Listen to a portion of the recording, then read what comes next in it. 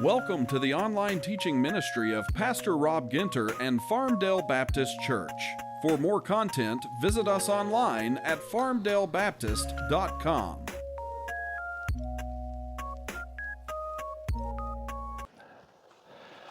There's two kinds of people in this room, and it gets a little shady if they're married to each other, just to be honest. So let's sift and figure out which one you are. You walk into the fridge, you open it up, you grab a gallon of milk. You see the date, 2 days ago. 2 days ago. What do? Now, some of you pour it down the sink. You're like, not cottage cheese today, brother.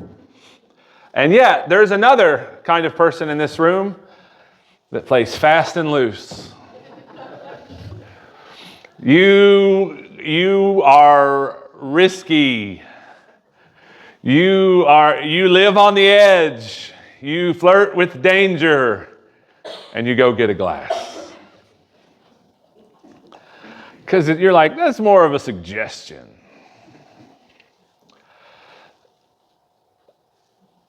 And if you're the suggestion person, you see the person that floods the sink as a waster, as one who wastes the milk. You know, so either way, whichever one you are, one thing that you don't do, even you guys, even you cottage cheese almost risk takers, the thing about you, even you, what you don't do is assume it's going to last forever. Even you have a limit. You do. You have a limit for when you will drink milk. You don't assume it lasts forever. You know it has an expiration date, and that expiration date changes how you treat it. And it is the same with your life. If you've walked any time with us through the Book of Ecclesiastes, you've realized that no, it is a lie. You are not aging like fine wine. You're aging like milk on a shelf, left out on the counter. You're aging like milk left on the counter. And because that is true, everything you do in your life that matters should have urgency to it. It should have urgency to it.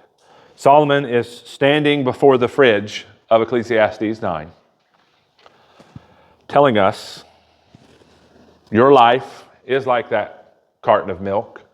It has an expiration date on it. And because of that, you should treat your life differently. He's not trying to scare us. He's not trying to rain on our parade as much as he's trying to make us wise. So we can either avoid this discussion and live like fools thinking that we do age like fine wine, or we can realize that our life indeed is a vapor. And our life is being spent, right? It's not going to be spent a certain way. It is being spent a certain way. So, according to Ecclesiastes 9, we need to be careful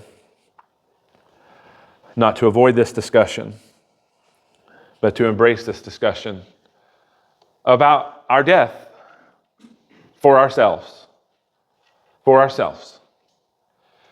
And anytime this is brought up, we make a break for the exit of our mind of that's not anytime soon, or that's not me.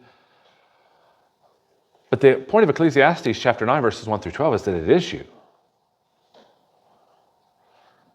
I was named after my grandfather, Robert Ginter. It's nice to meet you. And I went and visited his grave. And it was just kind of a weird moment. that I had with it, because it's my name right there. But the dates were wrong. The dates were wrong. The dates were wrong on that. Because if mine, some of you all maybe already have yours set up, but when my tombstone gets set up, it'll have the year I was born in the dash. And I won't get to see that second number. I want us to look at Ecclesiastes chapter 9, verses 1 through 12,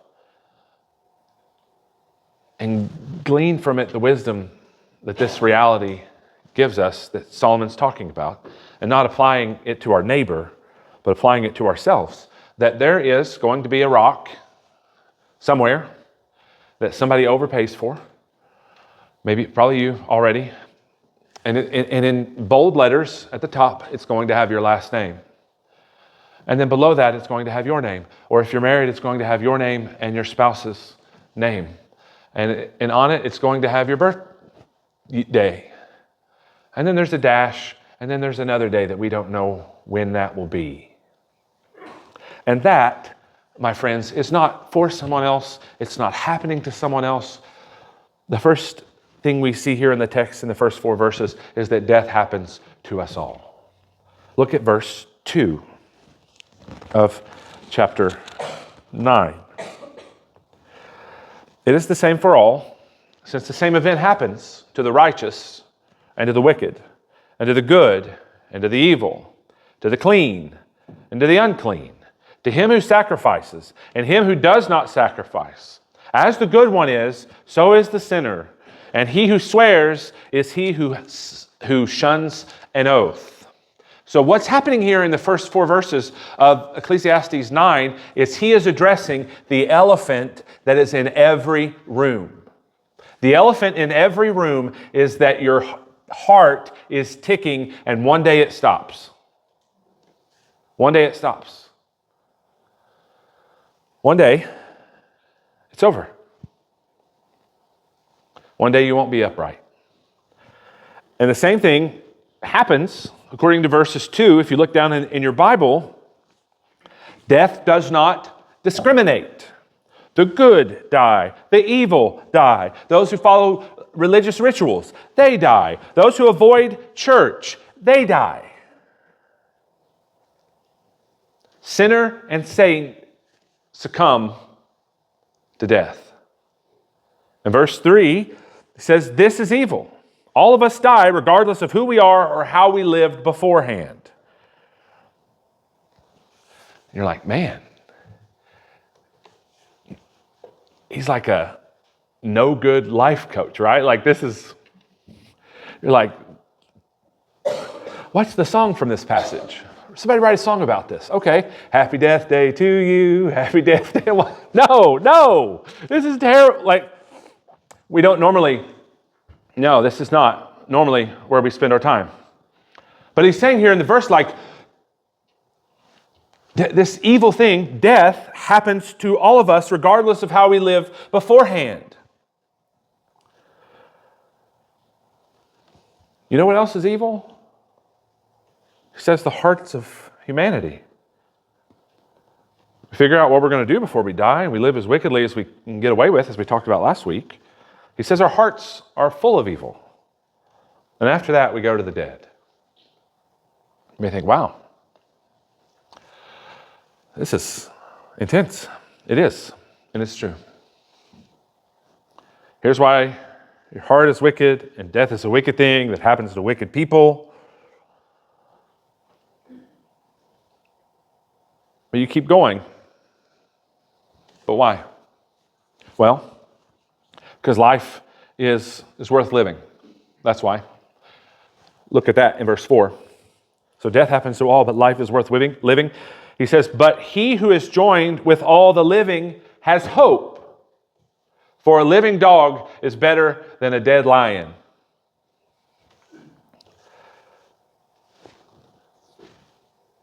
Let me show you an example of this. Elvis Presley made $50+ million last year.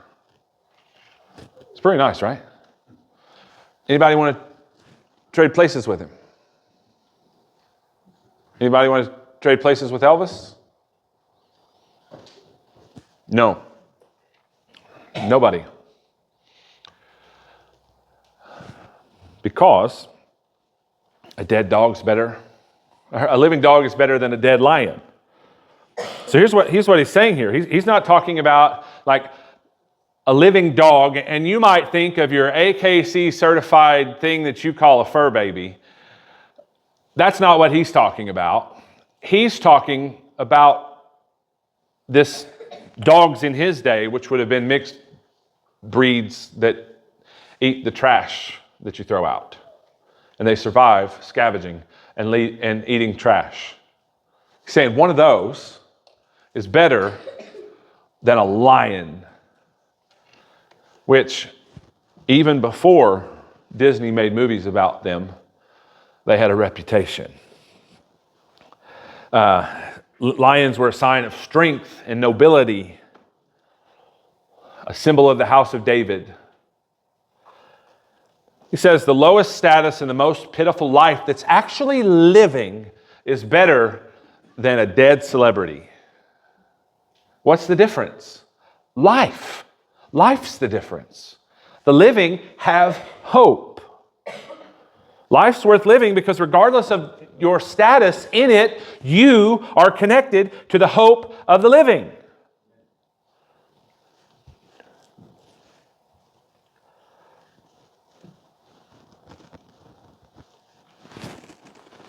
So what do we do with this? We certainly take what he's saying seriously because death happens to all. If you look there at verse 5, death takes from all. Takes from all. According to verse 5, from our perspective, under the sun, the living they will know they will die, but the dead don't really know anything.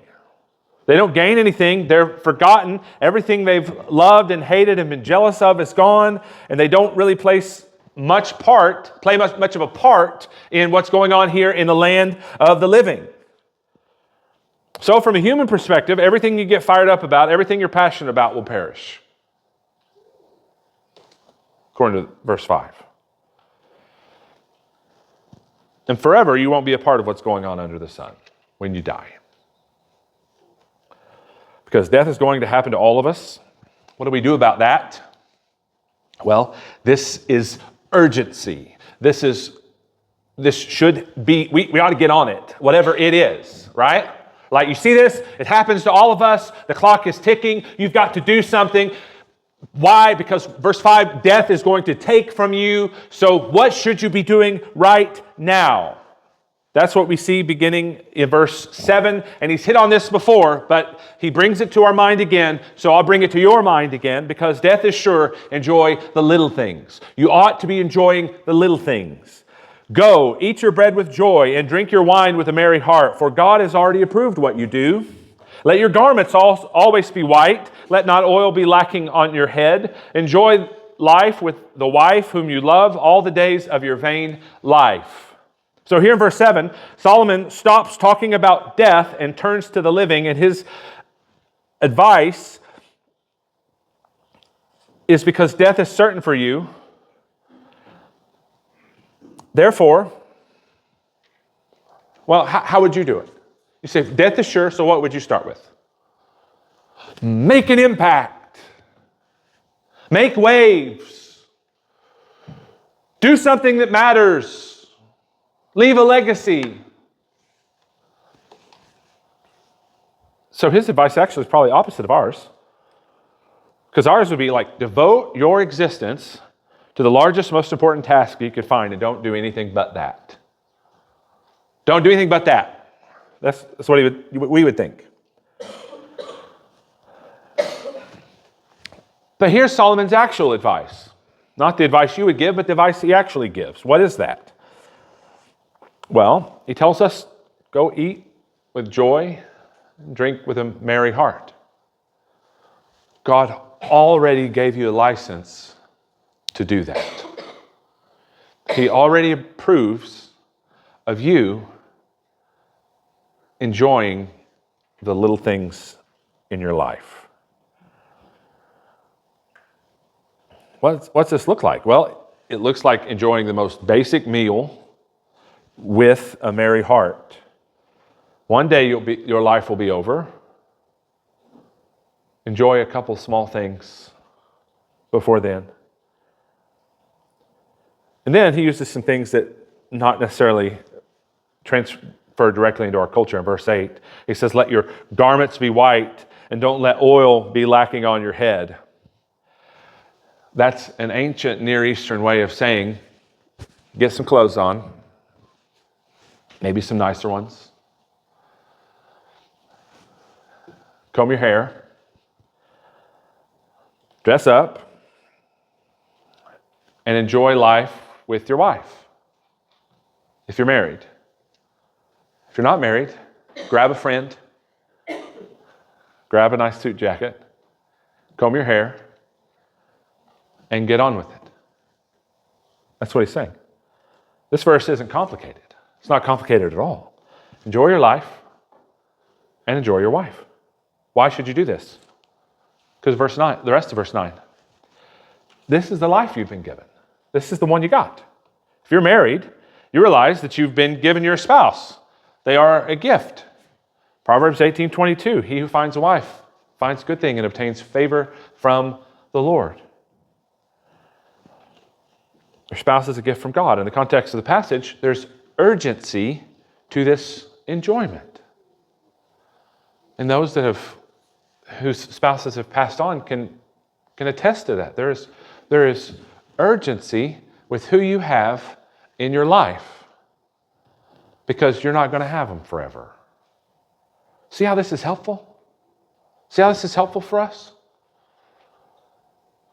Because the truth is, if you're married in this room, you might be taking your spouse for granted like they're going to live forever. Or if your grandparents are still alive, maybe you're taking them for granted like you're going to have them forever.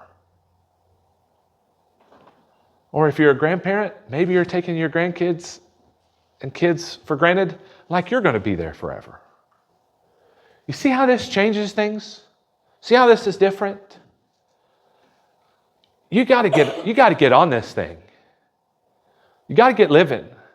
You got to not take people for granted like they're going to be there forever because one day they're not going to be there. Or one day you're not going to be there. So when he says enjoy the little things and enjoy the people who are around you, hurry up and do it. Get on with it. That's our application of verse 9. Like, let's enjoy your life, enjoy your wife. Therefore, that's not only applying to married men, right? That's not just applying to married men. Like, they're the only ones that can enjoy life and enjoy. They are the only ones that can enjoy their wife.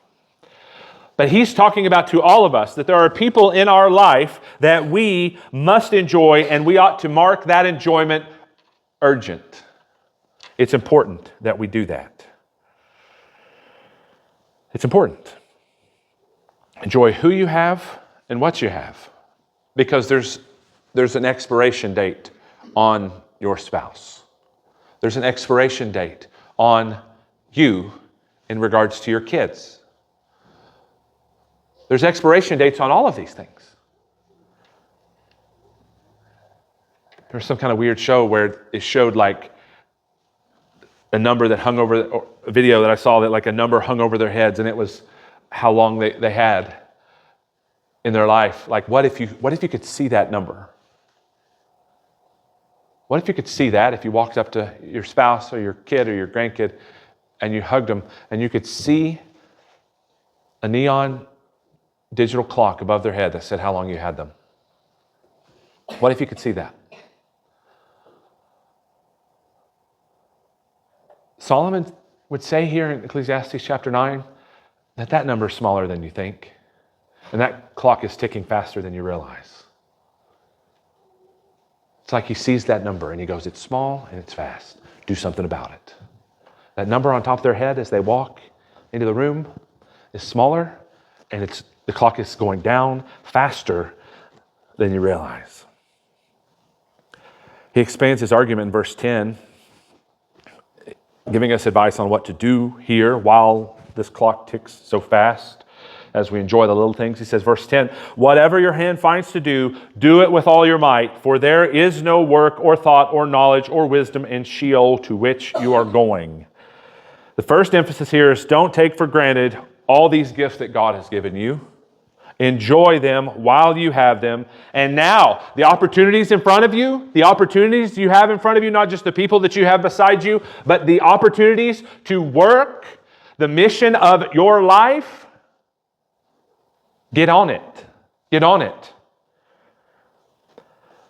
Do what you have to do while you have to do it. What is this helpful for in verse 10? Procrastinators. Procrastinators. I don't know if you're a procrastinator or you struggle with procrastination. You don't have to answer right now. We'll talk about it later. Like everything, right? Don't do it now. Just wait. We'll get there. Or maybe we won't, right? But he's addressing this. He's saying, do not procrastinate what is in front of you that you have as an opportunity.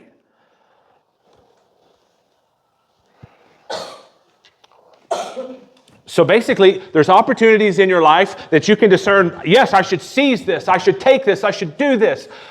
And why should you make that decision? And why should you make it now and go and hurry and go fast? Because the clock is ticking. The clock is ticking. So let that be a help in that I don't have all day, I don't have all life, I've got right now. Is this worth doing?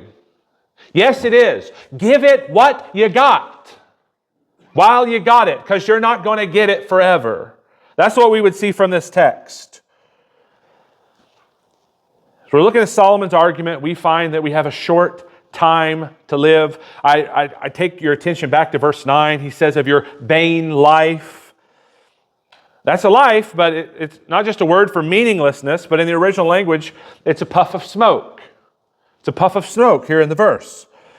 Something that looks substantial, but you try to hold on to it, it doesn't do anything for you. That's what our life is. It's a puff of smoke with a fast approaching expiration date.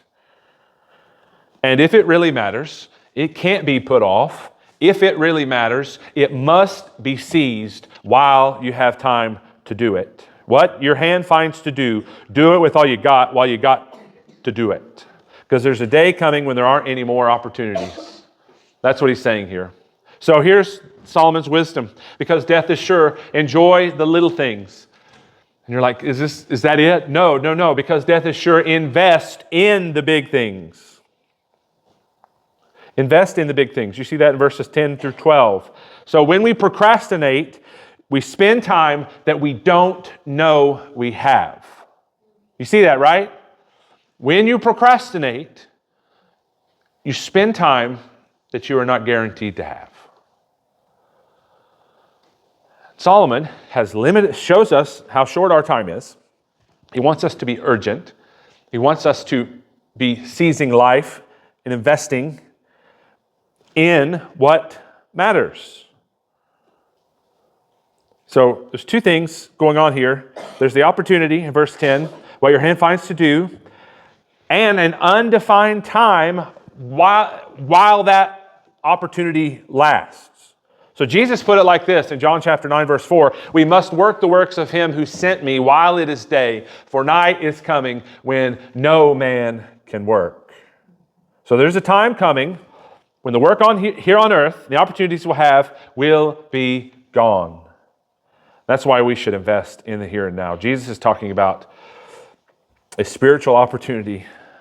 There are things that God has called you to do, gifts that God has called you to facilitate to the people around you, like he has gifted you to serve those around you in a certain way. You don't have all day to do that. Use it before you lose it. Spend it before it's over. That's what he tells us here. That's what he tells us. Jesus points out in John 9, saying that his people must work his works of God the Father while it's day, For night is coming when you won't be able to do it. Ephesians 2, verse 10, Paul writes to the Christian, says, we are God's workmanship, created in Christ Jesus to do good works, which God has prepared beforehand that we should walk in them.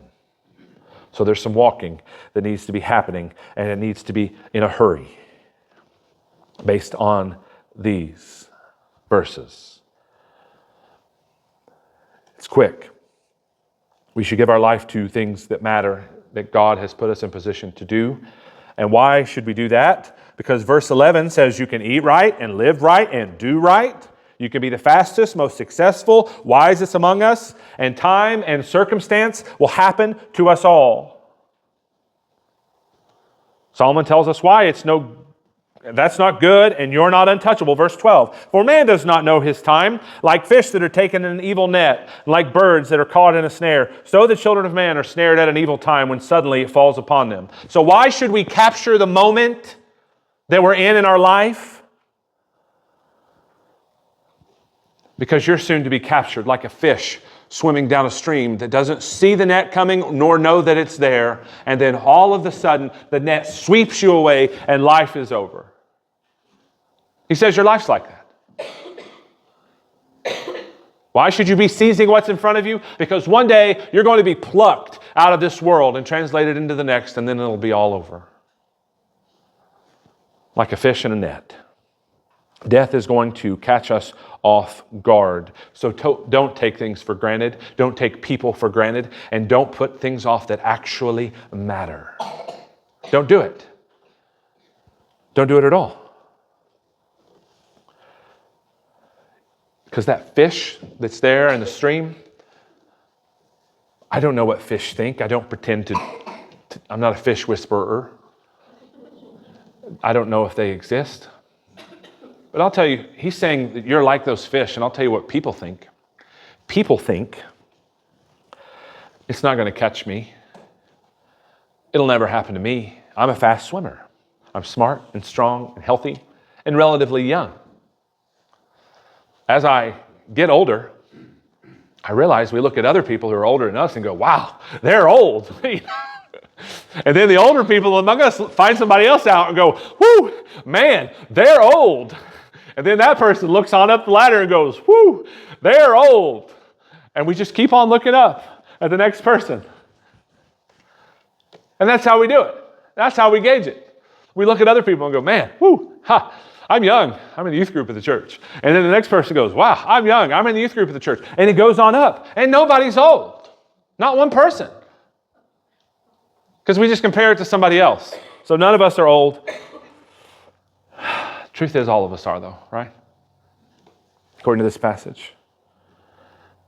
Then, all of a sudden, one day, we realized how wrong we were about that whole we're young thing. And eternity comes and snatches us like a net to a fish. Jesus said this in Matthew chapter 13. He said again, the kingdom of heaven is like a net that was thrown into a sea and gathered fish of every kind. When it was full, men drew it ashore and sat down and sorted the good into the containers, but threw away the bad. So it will be at the end of the age. The angels will come out and separate the evil from the righteous and throw them into the fiery furnace. In that place there'll be weeping and gnashing of teeth. You see, the net of death will catch every single one of us. Every single one of us gets caught in that net. And God will separate the evil from the righteous. See, and the problem is that man's heart is fully set to do evil. So there are none righteous. No, not one. So we have a problem. Is that none of us are righteous.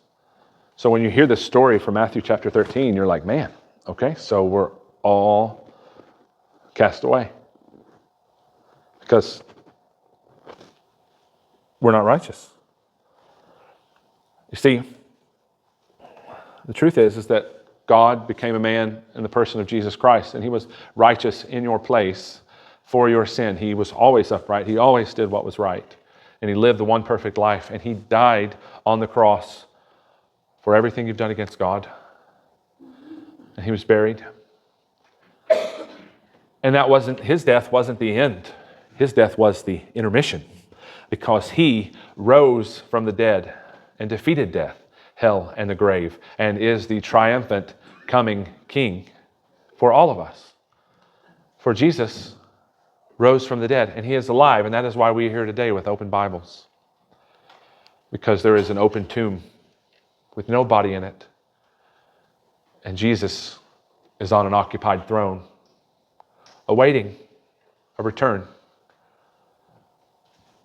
to gather his people and separate the righteous, those who have trusted in Jesus Christ and have been given his righteousness.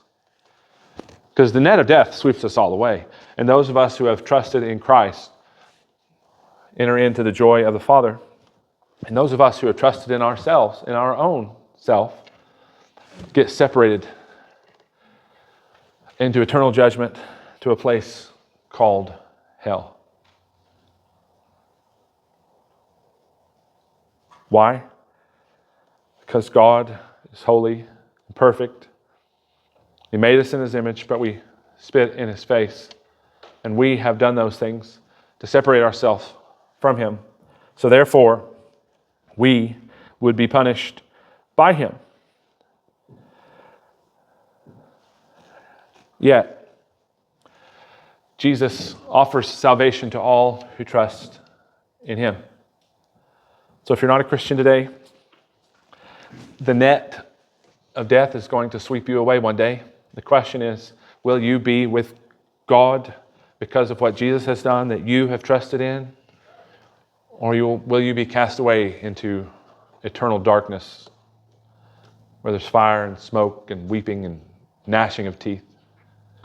You see, one who has trusted in Christ will go to a place where all their tears will be wiped away from their face. And then the other who has trusted in themselves will go to a place where there's only weeping. There's only gnashing of teeth there. You say, man, this is a hard pill to swallow. Well, I heard the story of a man whose house caught fire in the middle of the night, and they interviewed him afterwards. As the alarms were blaring, it was 2:17 a.m. So they asked the man what happened and how did it go? How did it all happen? He said his first inclination when the alarms were going off was make it stop. Make it stop. Because the sound was loud and annoying and jarring. But you and I both know the truth, that the sound that he wanted to silence actually was the sound that was saving his life.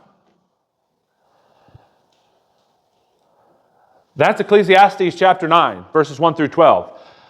The discussion that we avoid, the sound that we want to silence is that life is short and it's fleeting, it's running away from you. You better do something with it. And the thing that you do with it better be urgent. So it's my prayer for you as we've looked through these verses that this would be an alarm to wake you up. Wake you up. You're not going to live forever. Stop acting like it. They're not going to live forever. Stop acting like it. Don't be so busy that you're missing the little things.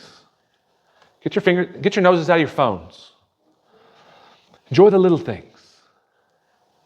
And make for certain that the direction of your life is investing in something that is bigger than you. And the implication for us as Christians is that this is a gospel investment.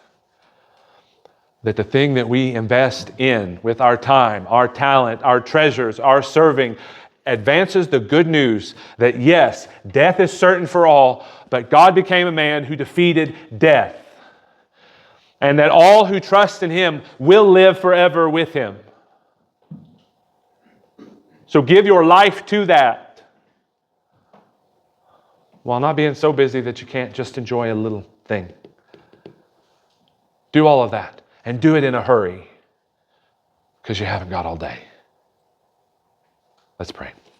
Father, thank you for the truth of your Scriptures. I pray this would be a blaring alarm that we don't silence, but that sobers us to a short life and a good God who is to be worshiped, loved, and adored while we're here. And that this is just a short time before we are with you forever. We give you praise.